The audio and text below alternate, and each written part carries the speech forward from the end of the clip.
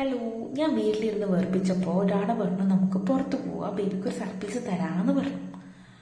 അപ്പോൾ പോകുന്ന റൂട്ട് കണ്ടപ്പോൾ എനിക്ക് മനസ്സിലായി എവിടേക്കാണ് പോകുന്നതെന്ന് കേട്ടോ. ഞാൻ ഈ വഴി എത്ര വന്നതാ. അപ്പോൾ അങ്ങനെ ഞങ്ങൾ ഇന്നൊരു കസിൻ്റെ വീട്ടിൽ പോവാൻ കേട്ടോ.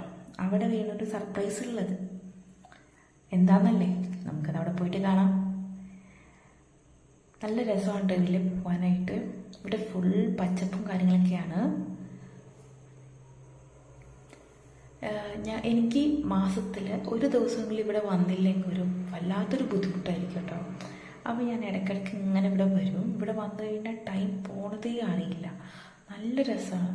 നമ്മളെല്ലാ ഫാമിലി ഗെറ്റ് ടുഗദർ ഇവിടെ വെച്ചിട്ടായിരിക്കും കേട്ടോ. എല്ലാവരും വരും, ഞങ്ങൾ ഫുൾ കളിച്ച് എൻജോയ് ചെയ്ത് അങ്ങനെയൊക്കെയാണ്. ഇപ്പം സ്ഥലം കണ്ടപ്പോൾ നിങ്ങൾക്ക് മനസ്സിലായോ എവിടെയാണെന്ന്?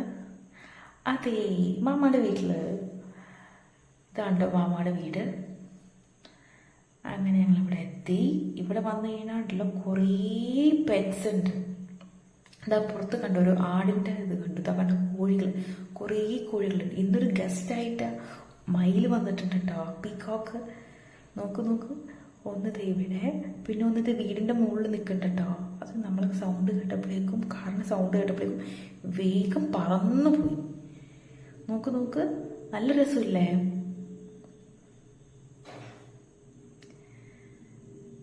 അങ്ങനെ നോക്ക്, കോഴീനെ കണ്ടോ?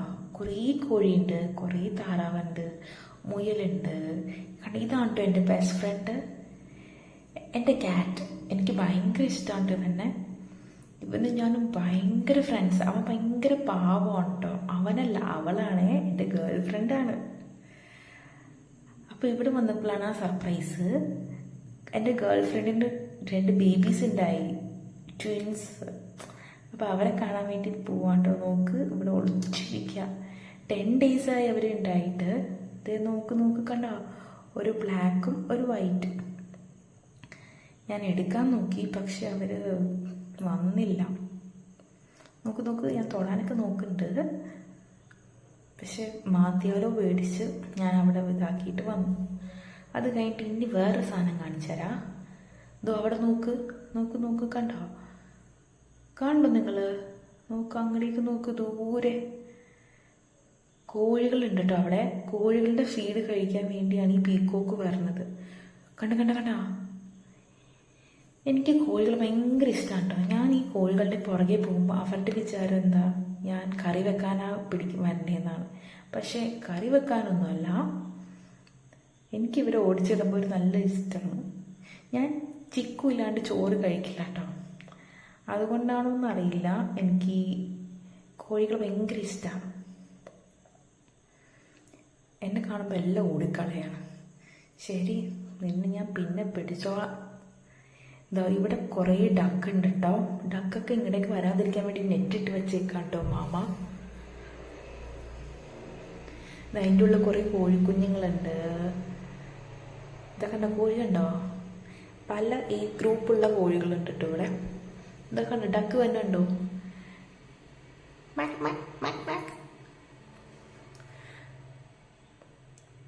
പിന്നെ ഇവിടെ കുറേ പ്ലാന്റ്സ് ഒക്കെ ഉണ്ട് കേട്ടോ. നല്ല രസം ഇവിടെ വന്നു കഴിഞ്ഞാൽ. ടൈം പോകുന്നതേ അറിയില്ല. കോഴികളെ ഡക്കിലൊന്നും വിളിച്ചിട്ട് അവർ വന്നുമില്ല. ബാ, ഞാൻ കോഴിയുടെ കുറേ സൗണ്ടൊക്കെ ഉണ്ടാക്കി, പക്ഷേ ആരും എന്നെ മൈൻഡ് ചെയ്യുന്നില്ല.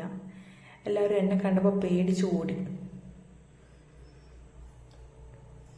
നിന്നെ ഞാൻ പിന്നെ എടുത്തോളാം.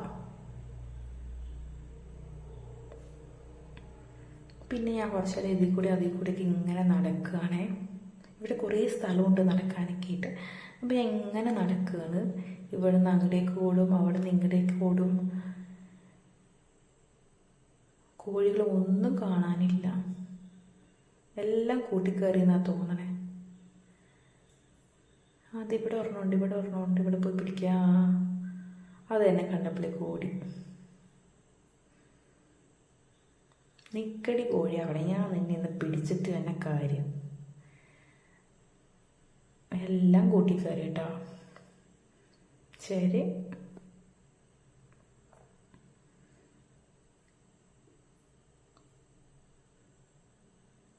മമ്മ സൗണ്ട് ഉണ്ടാക്കല്ലേ, ഞാൻ പോയി നോക്കട്ടെ. ഇവിടെ ഒന്നും കാണാനില്ല. നിന്നോടല്ലേ പറഞ്ഞ സൗണ്ട് ഉണ്ടാക്കല്ലേ എന്ന്. ഒന്നിനെയും കാണാനില്ല കേട്ടോ. ഇനി വേറൊരു സൂത്രം കാണിച്ചു തരാം. ഫിഷിനെ കാണണം നിങ്ങൾക്ക്. ഫിഷ് ഉണ്ട് കേട്ടോ ഇതിൻ്റെ ഉള്ളിൽ. ഇതാണ് കിണർ. ഇതിൻ്റെ ഉള്ളിൽ കുറേ ഫിഷ് ഉണ്ട്. നോക്ക് അതിൻ്റെ ഉള്ളിലുണ്ട്. വേണമെങ്കിൽ പോയി നോക്കിട്ടാ. എനിക്കൊന്നും കാണിച്ചു തരാൻ വയ്യ. ഇതേ നോക്ക്. ഇവിടെ നിന്ന് ഇങ്ങനെ നോക്കാൻ പറ്റുമെങ്കിൽ നോക്കിയാൽ മതി. കണ്ടോ? ബാ ഇനി നമുക്ക് കോഴീനെ പോയി നോക്കിയിട്ട് വരാം. കോക്കൊന്നുമില്ല. കോക്കൊക്കെ കൂട്ടിക്കയറി.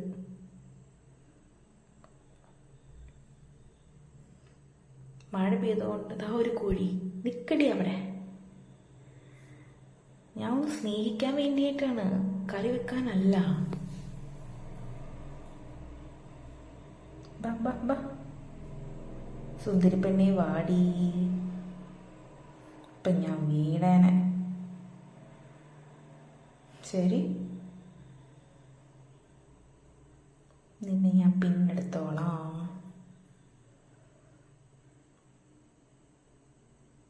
അങ്ങനെ ഞങ്ങൾ അടുത്തേക്ക് പോയിട്ടോ. ഇനി എൻ്റെ ബേബി എന്തെടുക്കാൻ നോക്കട്ടെ. ഇതാണ് എൻ്റെ ബേബിയുടെ ഇതാണ് എൻ്റെ ബെസ്റ്റ് ഫ്രണ്ട്. എനിക്ക് ഭയങ്കര ഇഷ്ടം. ഇവിടെ ആൾ പാവമാണ് കേട്ടോ. നമ്മൾ എത്ര ഇതാക്കിയാലും മിണ്ടാണ്ടിങ്ങനെ ഇരിക്കും.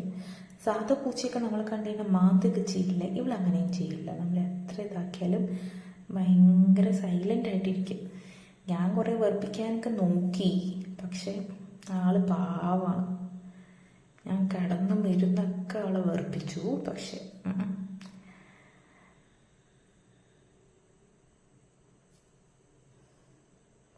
നോക്ക്, ഞാൻ അങ്ങനെ കുറേ അവൾ ഉറങ്ങിയെന്നാണ്ടോ തോന്നണേ. ആൻറ്റിയുടെ കയ്യിലിരുന്നിട്ട് എന്നെ കണ്ട അപ്പം ഉറങ്ങണ മാതിരി കാണിക്കും. കാരണം ഞാൻ വെറുപ്പിക്കണം കൊണ്ടാന്നാ തോന്നണേ.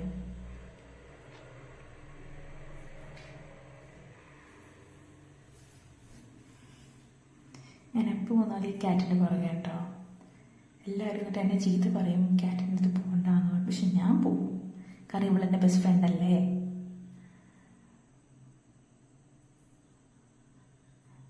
ഷെയ്ക്കാനൊക്കെ കൊടുക്കാൻ നോക്കി, പക്ഷെ അവൾ തന്നില്ല.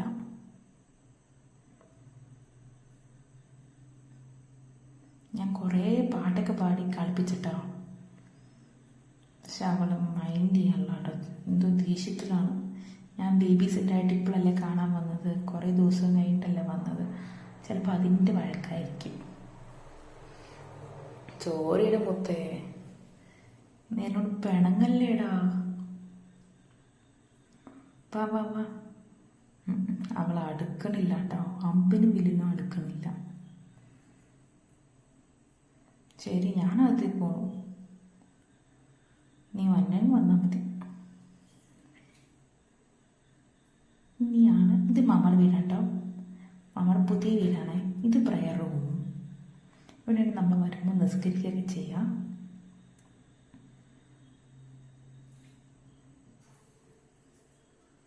ഇപ്പം സമയമായിട്ടില്ല നിസ്കരിക്കാൻ. അപ്പം നമുക്ക് കുറച്ച് നേരം കഴിഞ്ഞിട്ട് വരാം. ഇത് മാമയുടെ ലിവിങ് റൂമാണേ. നല്ല ഭംഗിയില്ലേ കാണാൻ. പിന്നെ ഇതും ഒരു ലിവിങ് റൂം. അവരവിടെ ഇരുന്ന് എന്തോ സംസാരിക്കാം. നമുക്ക് അങ്ങോട്ടേക്ക് പോകണ്ട. നമുക്ക് കുറച്ച് നേരം ഇവിടെ സമാധാനത്തിലിരിക്കാം. കാരണം ക്യാറ്റ് എൻ്റെ അടുത്ത് വഴക്കിട്ടിരിക്കല്ലേ. അപ്പം എനിക്കിത് സങ്കടപ്പെട്ടിരിക്കാം.